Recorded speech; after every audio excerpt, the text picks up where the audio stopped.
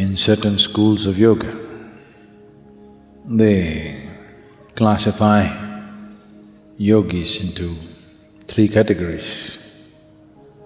These are referred to as Mandha, Madhyama and Uttama. Mandha means he has tasted what it means to be conscious. He has tasted the source of creation, he has known the oneness, but not able to keep it throughout the day. He needs to remind himself. When he reminds himself, when he is aware, he is there.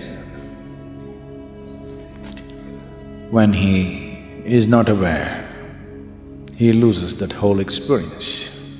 Nobody can be effortfully conscious for 24 hours. If you're making an effort to be conscious, if you can manage it for a few seconds or minutes, it's a big thing. Otherwise it'll go all over the place. So the first stage of a yogi is called Mandha. The second stage of the yogi is called Madhyama, that means medium. He is constantly in perception, but the inner dimension and what's beyond is in perception, but what is here, he cannot manage. You have, being in India, definitely you have heard of various yogis who were worshipped, but they were absolutely incapable of anything in their life. Many of them at a certain phases of their life, they even had to be reminded to eat and go to the toilet. Even that had to be taken care of. They became like helpless infants. But they were in a fantastic state within themselves. But however fantastic it is, you cannot remain in that state because being disconnected from the physical world, you cannot remain in the physical body.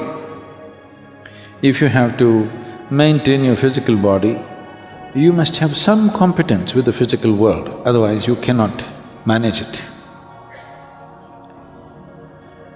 The third state of a yogi is constantly in perception of the ultimate. At the same time, he is perfectly in tune with the outside.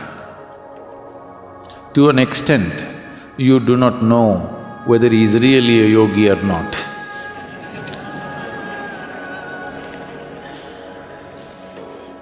Dattatreya, you heard of Dattatreya? Dattatreya? Oh, that's some good news. Because Matsyendranath and Dattatreya have been held as the greatest yogis in the tradition among all a galaxy of realized beings. These two have been held as the greatest among them.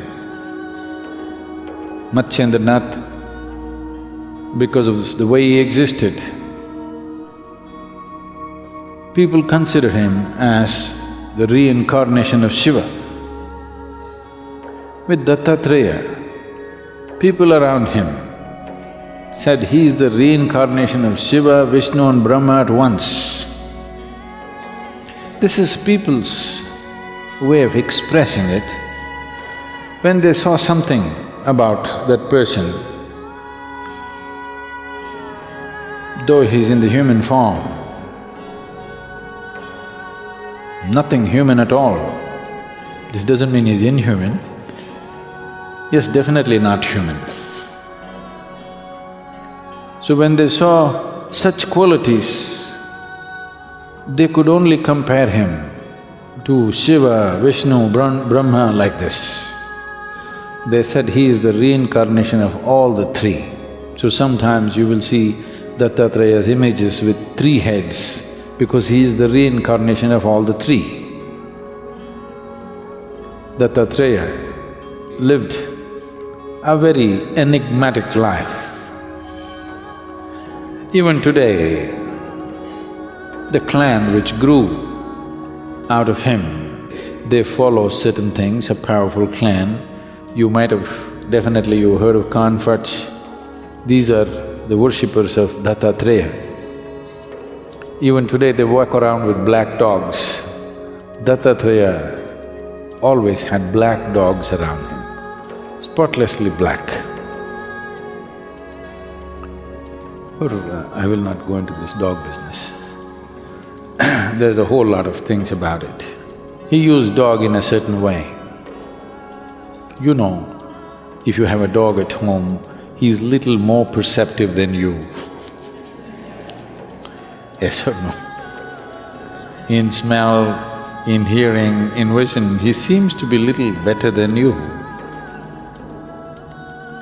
So Dattatreya took the dog to a different level and he chose those dogs which were completely jet black. Even today, the Kanfats have these dogs with them. They won't let their dogs walk, they will carry them on their shoulders and walk, big dogs. Because it was Dattatreya's pet, so they treat him very special. After 200 generations, still what he set up still runs. Still it's one of the largest clans of spiritual seekers. When Parashurama, the axe hacker, anything that he saw, he hacked up with his axe, including his mother. A man of very volatile emotions. In many ways, without participating in it,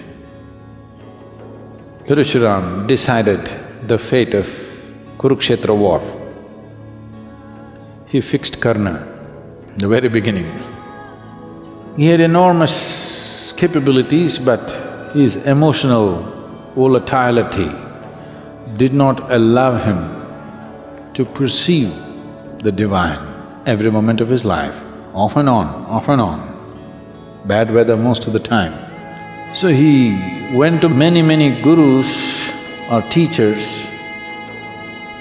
When he found they did not have what he is looking for, he hacked them. Yes.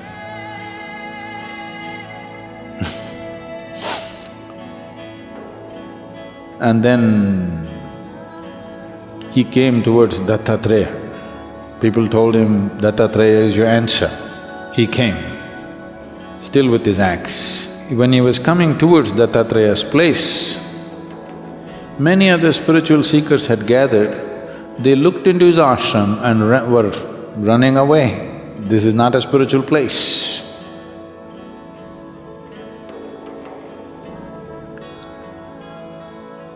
When Parashurama walked in to Dattatreya's abode, he looked.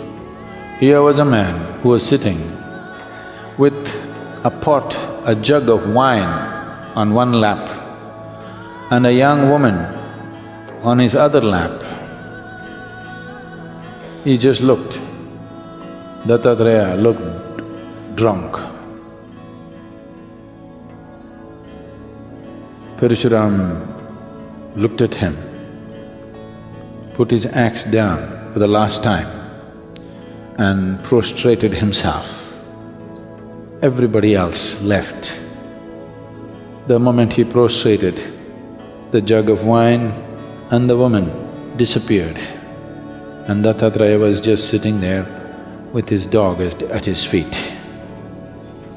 Parashurama found his salvation to Dattatreya. This is a demo for Parashurama because he's a man of immense capabilities, but this capability is finding expression in anger, finding expression in a state of emotional volatility that it always finds negative expression, tremendous power, finding negative expression. So Dattatreya employed a certain ploy, and when Parashurama could see beyond the wine and the woman and his drunkenness and still know that Dattatreya was constantly in touch with the divine,